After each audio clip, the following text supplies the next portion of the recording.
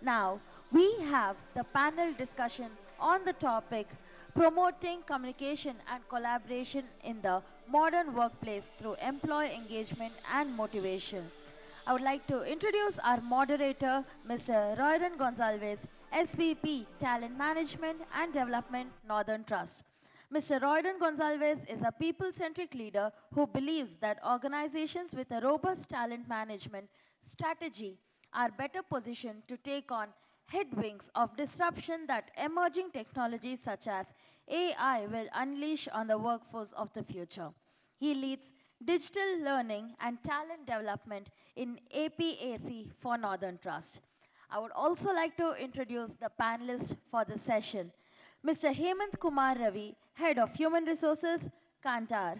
Ms. Sunandha Govindan, Associate Director, L&OD, Arcolab Private Limited. Mr. Jayesh KP, Deputy General Manager, HR Continental. Mr. Rajagopal Rajesh, Director, Learning and Development, Ninjacart, 63 Ideas Infolabs Private Limited.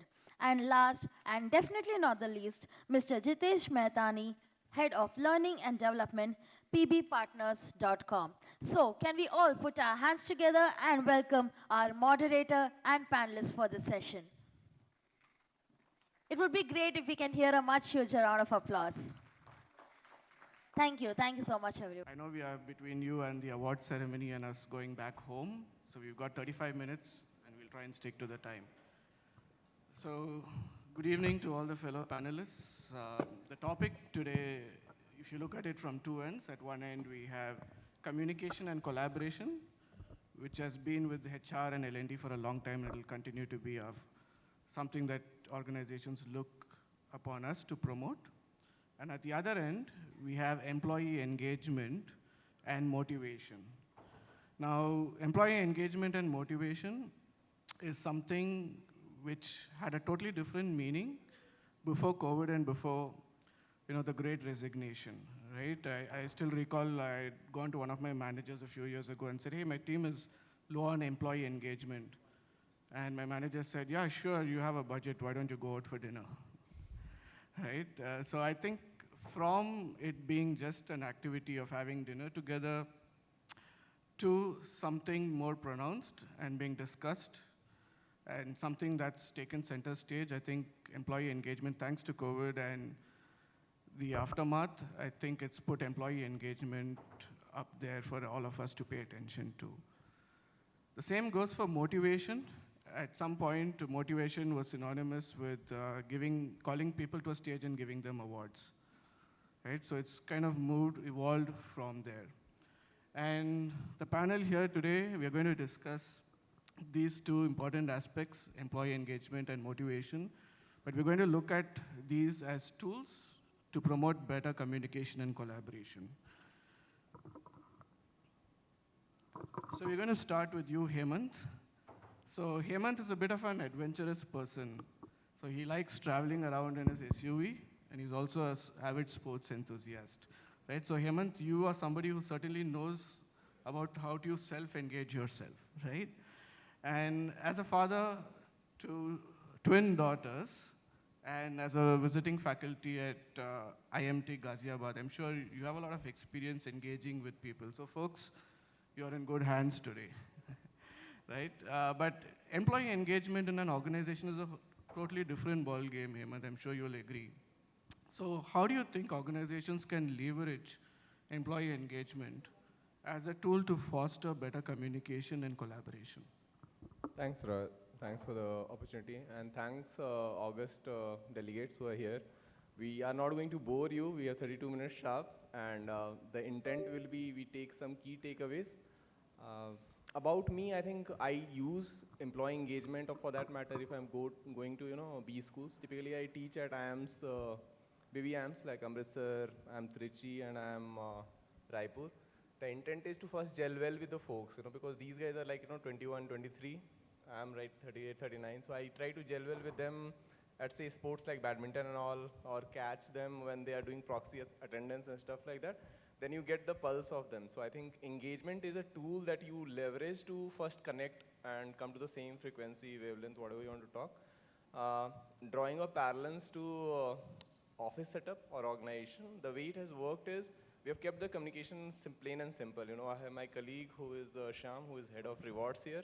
What we have done is we have created the employee engagement framework. It's by the people, for the people, and of the people. So if they say we want to have a sports event or we want to have a very elaborate office warming ceremony, today we have moved to Prestige Tech Park. We just did that inauguration in the morning. They wanted to have this Cheda Mandyam, that kind of dance and, the juvenile, entire vibrant kind of atmosphere at the workplace. We did that, So drawing some simple parallel thing, we kept the office communication, on the spot, open door policy. Leaders will do a EPS pulse survey, and we give them a quarterly update as a dashboard and stuff like that, what it works, what doesn't work. AHM, all hands meet and all, that had worked for us. Typically what we are leveraging, which is futuristic in our entire conversation, is AI-driven insight. So I come from a company called Kantar. It's a marketing research consumer analytics company. Data scientist, data engineer, and data visualization guys are in abundance there. So we leverage them in HR space. My friend of mine is a certified data scientist. I am a certified data scientist in HR, right? So what we do is we try to bring data and analytics in forefront, tell them if you do this, this is the way your things will improve. And there's a 69% certainty of things improving by, collaboration or open communication. Example, Gurgaon right now, on Thursday, we anticipated that it has to be work from home because the G20 summit is starting from 8th till 10th, right? We have a Teams channel and we quickly activated that, people be at home, don't travel, because you may get caught off-guarded on the commute and stuff like that. So we try to be very nimble and agile in the entire setup that we run. A couple of more examples, like right now we are contemplating co-pilot on MS Teams. So we are platinum partner of Microsoft. What we are doing is we are enabling a kind of generative AI. It will document all your meetings. So if you are into that MS Teams based meeting, it will tell that what all the point of discussion had happened. If you have not joined across the globe, it will also tell what are the answers to those questions. So your job is only limited to making that happen, because that's the how part of it. So how to get the things done is something we focus on. Thanks, Hemant. So the next question is for Sunandha. So Sunandha, you're a teacher's daughter, right? And that's prepared you to build skills in the HR world and in the L&D world, right? And you're also very high on self-motivation, right? And that's helped you come back into this career after a long career break, right? So when it comes to employee engagement, cross-functional projects is something that is widely used across organizations, right? So what do you think, Sunandha, is a motivator to promote more interest in cross-functional projects? Hi everyone, very good evening to all of you, and thanks for everyone who stayed back, because we were looking at, like, it's been a long day, and I know it's going to be tiring, and thanks Roy for this wonderful question. So I think, part of employee engagement and the communication, one important or a crucial element is cross-functional communication, or having the cross-functional teams take part in each other's projects and initiatives. And the first thing what we did, and I'm not going to talk much about the why of it, because I think we all know why we have to do it, because we know the benefits of it. But what we did was to understand the underlying problem of why the cross-functional collaboration isn't happening. So the first step that we took was to have a focused group discussions with the team members. So we, in our organization, I belong to a pharma manufacturing sector, while Arcolab is a shared services function supporting the Strides, which is the drug manufacturing organization. We decided to sit with the governance meeting that they would have with their teams to understand the exact problem statement, to know what is the problem and what is the missing element in collaboration. Because in pharma industry, collaboration is the key. In fact, one of our organization behavior or values is collaboration, because without which, it's a drug manufacturing unit, for example, let's say a quality assurance or a quality control or a manufacturing unit have to collaborate end of the day if the drug has to come out the way it is supposed to be. So we wanted to sit with them. We understood to understand what, if it's a behavioral miss or if it's a technical miss, or is it the lack of knowledge within the team. So that is something that we tried to sit and understand. That's one part to be part of the governance meeting. The other thing is the focus group discussion. We collected this select sample employees from different cross-functional teams to understand what exactly is the missing element. So with that, when we understood the problem, we realized people are focused on their functions and their goals only. They do not understand what the other functions do. They do not know what the other departments or functions' goal is, or what's the purpose, or how they function. They have no clue. So we realized the first step to take is to bring in that cross-functional understanding. Thereby, probably the collaboration would set in. So what we did was we created a program called Know Your Function, which we designed in terms of, for example, if I belong to a quality assurance, we kind of enabled the people to understand what the other functions do, what's their process, what's their workflow, and who are the resources. And so that kind of built in an awareness. And how did we do this Know Your Function? One is definitely we kind of built a digital online course and kind of scaled it to all the employees to understand what the other functions do. The second thing is something that we did called a monthly Know Your Function hackathon.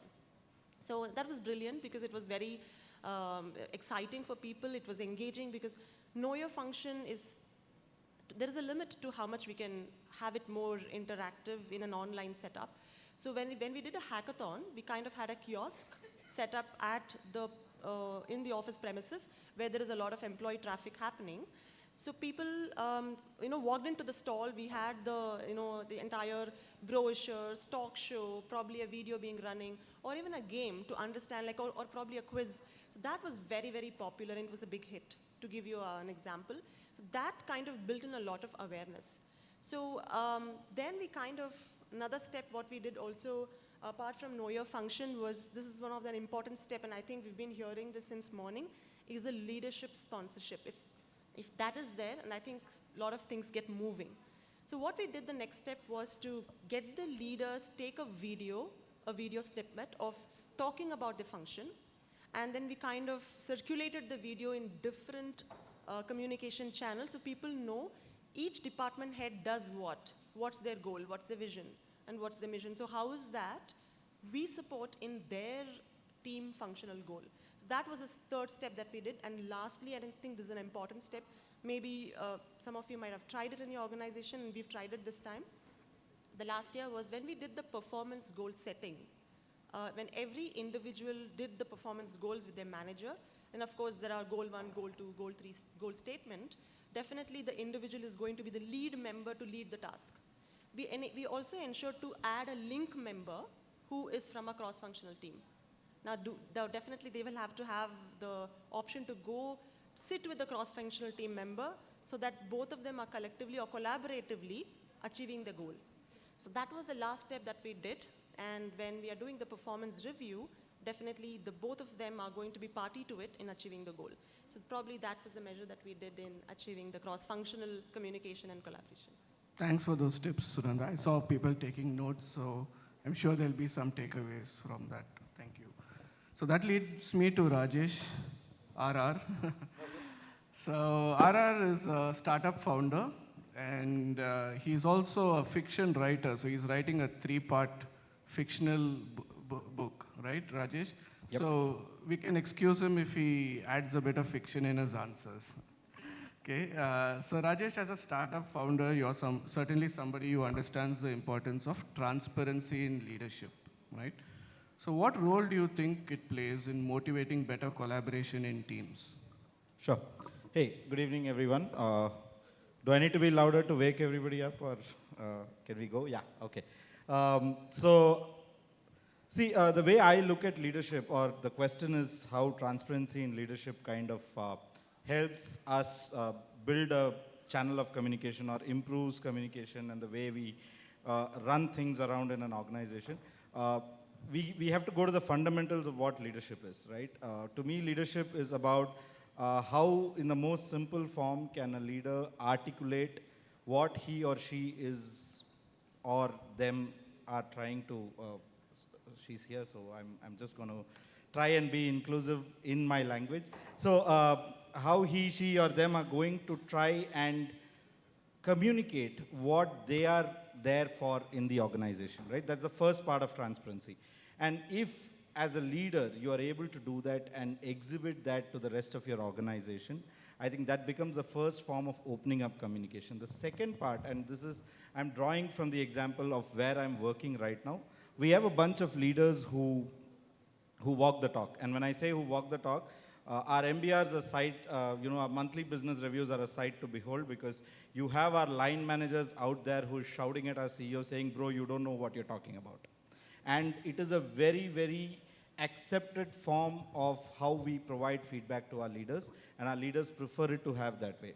So the whole point of the ability to bring transparency on who you are, how you are working, how you're operating, and also saying what you don't know, I believe has helped an organization like mine to be very, very open in terms of communication, to the point that for a lot of people who actually walk into our organization, sometimes it's a little abrasive in nature. Because who walks up to a CEO and says, dude, listen, what you told yesterday does not work. But we are open to it. And the leadership is invested on the fact that they want to maintain that culture, because that has helped them understand the ground realities much better than I think a lot of organizations that I've worked for previously. Yeah, so basically transparency starts with breaking the hierarchy, having a more open door policy. Absolutely, absolutely. So that leads me to Jitesh. Jayesh, you are right in the middle, so we're going to come back to you later. Okay, so Jitesh. Very close, very close. Jitesh is somebody, very interesting person actually. He likes to try different types of cuisine, right? He likes to try new things, and he's tried different types of cuisine. And a good conversation starter with him would be to ask him what all he has tried. Okay, so Jitesh, the question to you is around rewards and recognition, right? Obviously, it's a big motivation factor, right? What role do you think it plays in helping boost employee morale when it comes to communication and collaboration? Thanks for the question. It's a very interesting and important question. Good evening, friends. I think, first of all, let me congratulate you all for sticking around, because seems like it's really beginning to get a little tougher. I think the coffee in the room would have helped stay more people inside than outside the room, but there's always a next time. So before I answer the question, I think for the uninitiated, I lead the learning and development function for a company called pbpartners.com. To put it simply, what Paytm, BharatPay, PhonePe did to payment transformation or digital payment transformation in the country, we're trying to do similar things as far as insurance distribution is concerned, right? And because that is what we're trying to do, we're trying to take insurance to each and every individual in this country, which is currently about 7%, right? So if we talk to 100 people, only 7 of them would have insurance, right?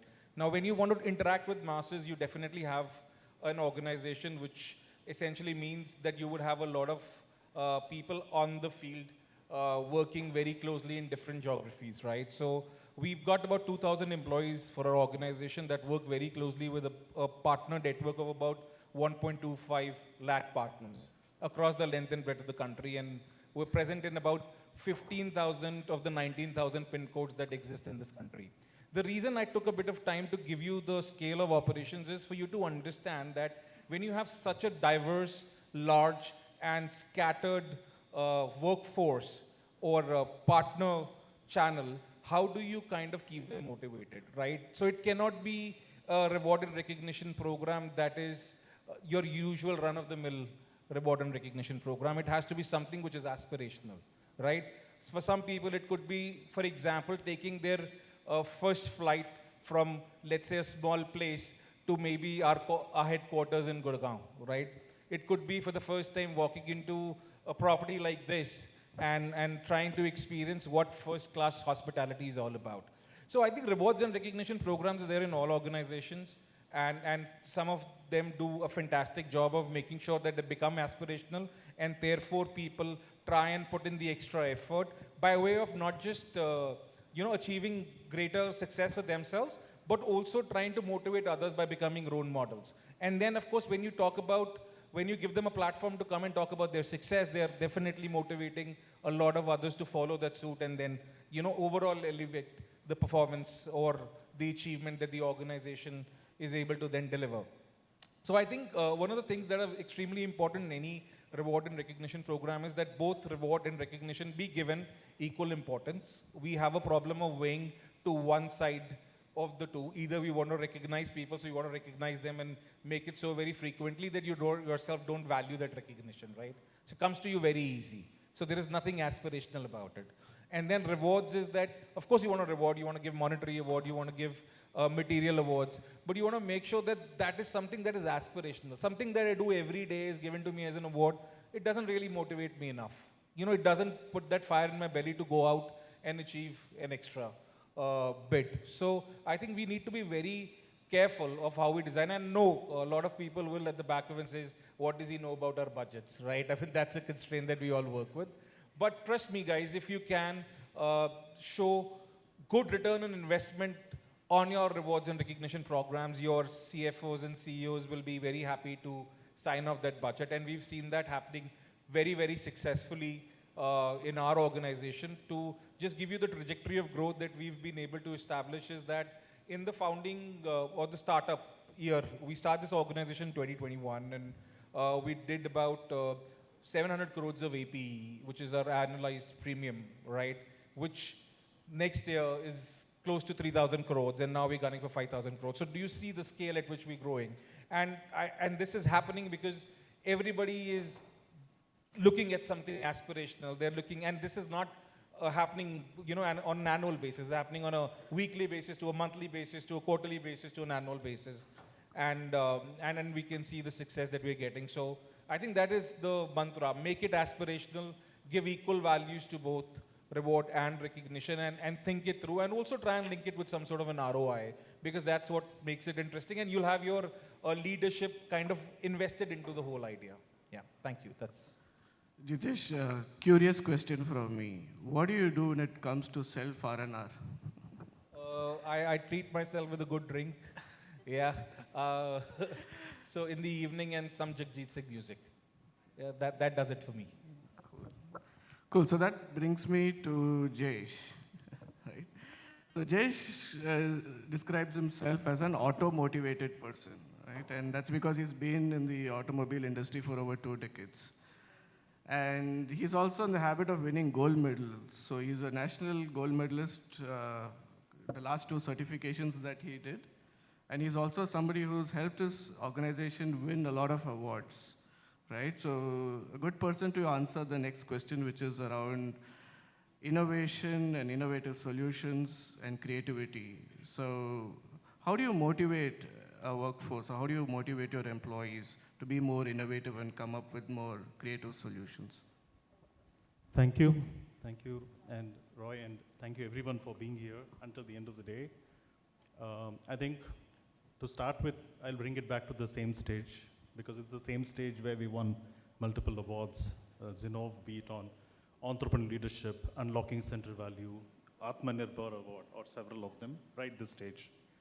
But before I dwell into it, I think one of the very, very important point that I was asking myself, pretty live person that I am, I'm sure a lot of L&D guys here are live as well. Some of you must be making notes or points when you drive on the traffic signals, possibly observing a lot of things. So we are naturally supposed to be an observer. So thanks to the several presentations during the day, a lot of data has gone in during the course of the day, which makes this interaction a little lively one, because I would like to take a lot of mentions out of here, be it Sonia, Sonica for that matter, and also the topic to do with very important one. The moment you mentioned on a topic of engagement, I had created a model like this. It's 2 E's, the employee and the employer. You need to connect it like connect like this. So what you see as an employer and the objectives that you define as an employer is not necessarily the same that the employee sees it in the same dimension. So this is mapped up to the KPI level of what exactly, take an example of an onboarding. An onboarding for an employer is different from what an onboarding means to an employee. For an employee, it could be about helping him or her, again, +1, that is making it gender neutral, to make sure that they can do their job well, they are guided well to do things for the organization, and they're also insecure about it. If I don't get onboarded well, I will be not considered good enough to be a part of this organization, but from an employer perspective, it is trying to make the person do the job well. Similarly, growth for an employee is different from growth from an organization perspective. Leadership development is an objective of the organization, but how does the person feel developed as a leader is a reference of the employee perspective. So with this, and the last one, of course, is about customer interface.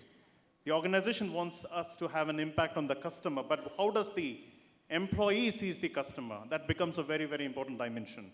I'm just trying to ask some questions to myself at the end of today. The first question that I ask myself is, what is the onus of responsibility that I have taken out of the day today as an impact? And I is a very important word for me, be it innovation, ideation. Take any single word from I. There are so many possibilities that comes out of the word I out of here. So honestly speaking, I was sitting in that corner when the award ceremony of 19 for Great Place to Innovate happened right here, which we lost just by about 0.2, 0.3 points to another OEM who won it. But the objective I stayed back was to see what was the differentiating factors. So to that extent, I would want to bring up this word called benchmarking, or a comparison of where you as an individual stand and you as an organization, how you stand, as a very, very, very important learning mechanism. Because the moment you get into that game is where you start realizing where we stand as an individual or where we stand as an organization. This is the first part of it. I come from an organization which is renamed Human Resources as Human Relations 5 years ago. Then it was about living what it means to be human relations rather than human resources, so to say. Culture and values have been a part of the transformation for 10 years now. It's been a long 10 years. I would say there are phases of transformation that I've been a part of. And I would like to tell all of you the most interesting 2 questions that I had. And those 2 questions are leading questions. I like this word called leading questions. The first one was a youngster who said, "Sir, I'm going to my supervisors for getting me trained, but my supervisor says that they don't have time because they are expecting you to do the groundwork and come. And when you go to the supervisor says, if I speak all the basic elements and train them on all the basic elements, I would be only doing this, I would not be doing my job." There are 2 dimensions of looking at it, that what an employee looks at it versus what a supervisor looks at it. And then what would be defined as a solution? A central place where all the information is available, which are basic. And after you go through that, and then if you have anything specific, you can go and address it. This came as a part of our basics workshop, as an example. Why I'm sharing this as a point is the dimensions in which we look at change or transformation is highly subjective to the employee and also the employer perspective. If we start looking at it from that one side of the fence, we really don't see the other side of the fence equally. The second dimension is culture, one of the very important points. It came from an expat. Right now she's heading she's a CFO in one of our entities. She asked me, we are expecting collaboration, but until they share the information, it's a part of a workshop that we did, cultural workshop, multiple of them over the years. And if there is no information being shared, how will I be able to help? That means you're not even being reached out, and then how do we help? And then we had to bring in an element. The best question that I had come across was from one of the business leaders. I would call it 2-level business leader. It is like, can you please help using culture and values, how will you solve a business case? Very important one for all of us. Because in L&D, we are the interface. I would call it, use a sandwich here. The middle of it, from the management objectives to implementing it, is we. But are we all in this room empowered is a question I was asking myself, not from outside, from within ourselves. Do we hold ourselves responsible for convergence or transformation or change is a question I'm asking myself as I'm going by the end of the day. Now, I'm not here to make statements, but I would like to bring it into realities. When you come to realities, when you spoke about organization awards, we meant that each engineer in our organization is an innovator. Not there is an innovation head, There is a second level innovation team which will run, which will do. We have our innovation COEs with KPIs running the game, but then not that. Do we identify every single engineer as an innovator? I'm sure a lot of people must have heard this. The security person knows the values, so every customer who enters the premises speaks about our company. Here, it's about an identity of the organization where if every employee depicts that I am an innovator, do we look at that culture? That is a kind of a system which was built in. I would bring the concept of grooming young talent program. So about 17% of our 5,000 R&D workforce. When we say R&D workforce, the largest global R&D center is based out from here in Bangalore, right in Bangalore. 17% of our headcount have been through this grooming young talent program in 2017, which won the NHRD best practice for R&D talent onboarding, which became also for the rest of the world. Why? Because we are able to generate at the end of it. We talk about KPIs. Patents, 10 patents came out of that whole exercise. We had people demonstrating what they created and displaying it for the entire 5,000 people to walk in. Of course, we would have about 1,000, 1,500 people come and question them. So the people create, and then they're being questioned just within 100 days of them completing the program. Moving forward, as I said, 19 is when Great Place to Innovate, we just lost by a whisker.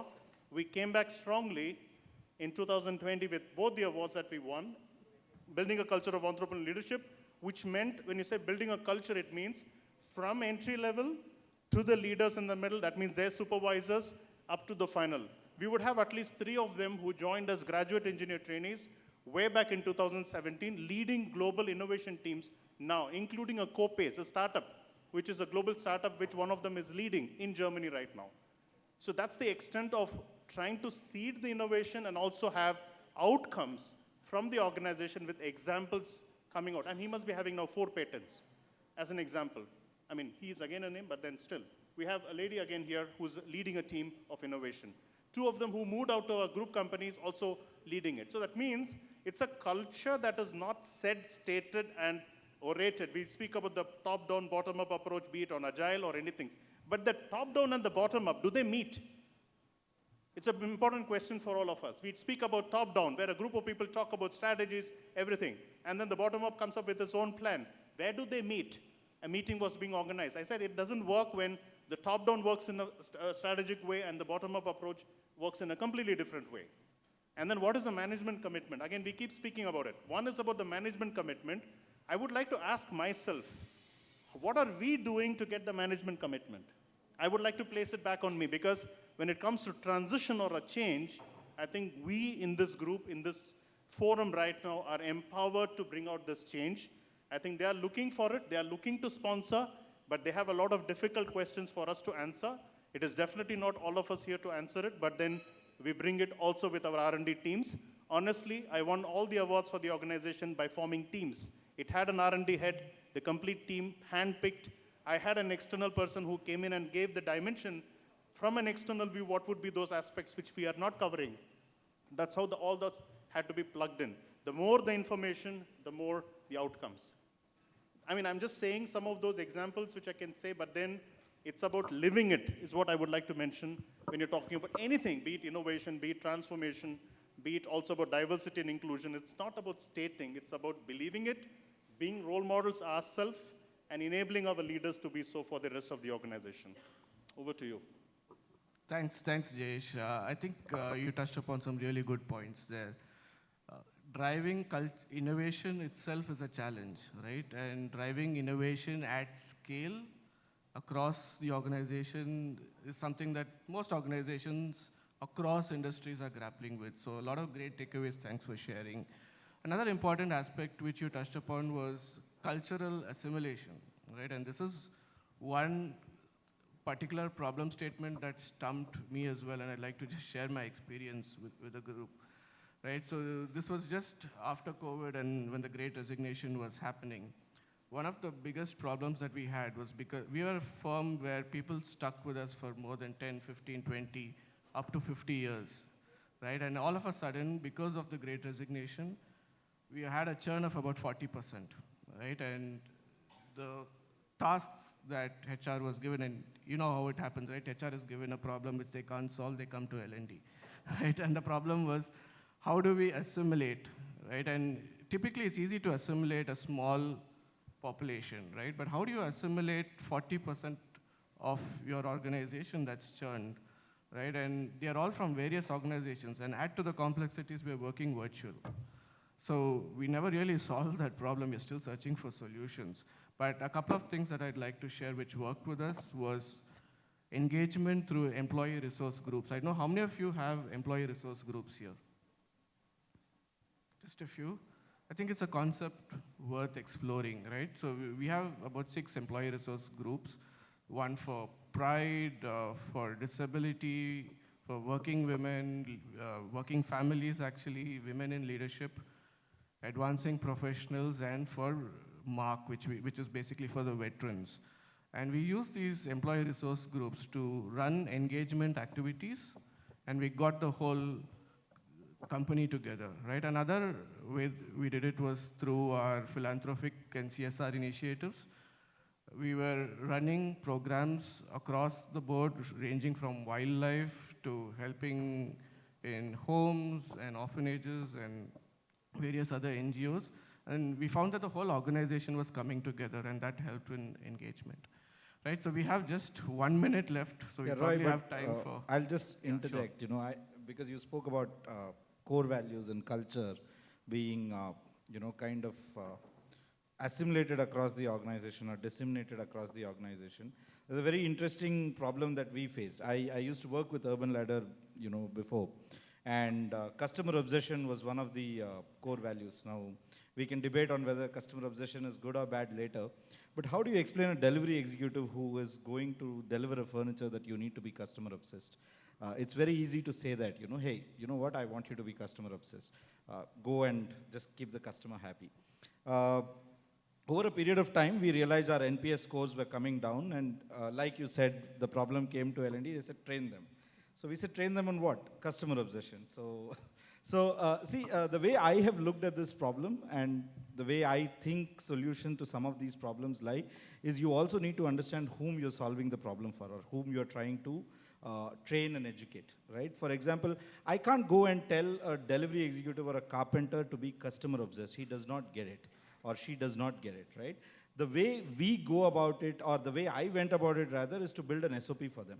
We did simple things. We said, hey, listen, before you actually knock the door or ring the bell, remove your shoes and socks and do it. We said, on your delivery sheet, we'll tell you whether you need to knock or ring the bell. If there's a small child, knock. If there are no kids at home, then feel free to ring the bell.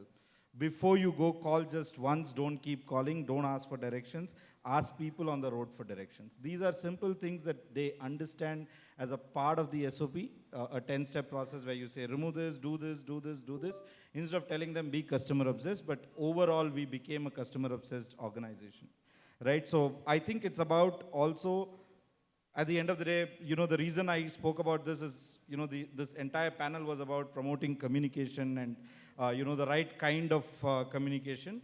I think it also depends, as L&D leaders, it's incumbent on a lot of us to decide on what kind of communication goes to, a lot of people. And I tend to agree with Jayesh on one point. When that point came up, multiple people said, leadership, we want leadership approval, we want leadership. I think it's incumbent on us to convince them or to tell them that, we are doing the right thing, the money is being invested in the right place. And a lot of, at least in the last 10 years, and I've worked with startups that ask for frugality in training, right, in L&D. And I've never faced a situation where it has been difficult to get a budget for a training. Thanks, Rajesh. Sunandha has one point to make. 15 seconds, Sunandha. I know there is a time constraint, but I thought I'll just quickly add to what Rajesh said. Also, Jayesh said about culture, what we did, because especially when it comes to organization culture and values, it's easy to say these are our values, these are our culture, now go exhibit or demonstrate the behaviors. And then probably we would do a socialization session and they'll come and attend, and then what? Afterwards they'll forget it or they might not remember it. So what we kind of did was every trainings or every programs or learning journeys that we designed, irrespective of whether it's behavioral or functional, we kind of linked it to the values. The first 2 minutes or 5 minutes of any program that begins, we kind of linked it to which value are you going to contributing, to which value are you going to learn the skill, so that thereafter you'll be able to demonstrate that. So every session, you can imagine, we're going to have a lot of emphasis on what are our values. So it starts building in their DNA. They will probably start telling in their sleep, no, these are our values, these are our behaviors, and this is something that, so I thought I'll just share it with all of you. Thank you. Thank you, Sunandha. I'm sure most of the audience are thinking, you just can't get these L&D folks to stop talking. So we're going to stop. If there are any questions, we'll take them offline. So thank you. Thanks, and over to you. Thank you. Thank you, everyone, for your time. Thank you so much to the respected moderator, Mr. Roydon Gonsalvez, and all the panelists on the dais. I request you all to kindly stay back.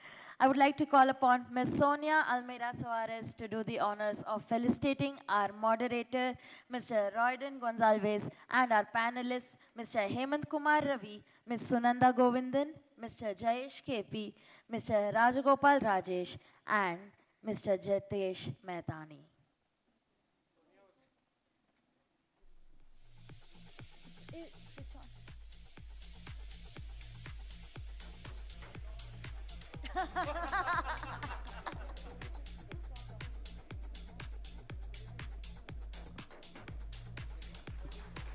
Can we all please keep giving our moderator, Mr. Roydon Gonsalvez, a huge round of applause.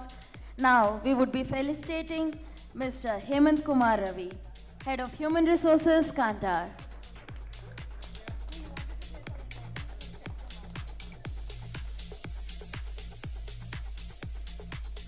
Mr. Jayesh KP, Deputy General Manager, HR, Continental.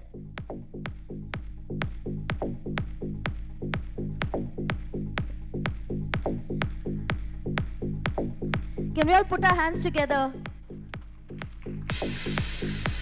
Mr. Rajagopal Rajesh, Director, Learning and Development, Ninjacart.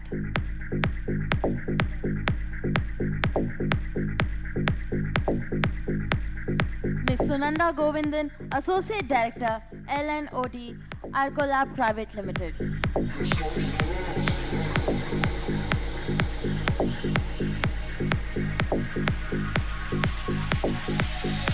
And last but not the least, Mr. Jitesh Mehtani, Head of Learning and Development, pbpartners.com.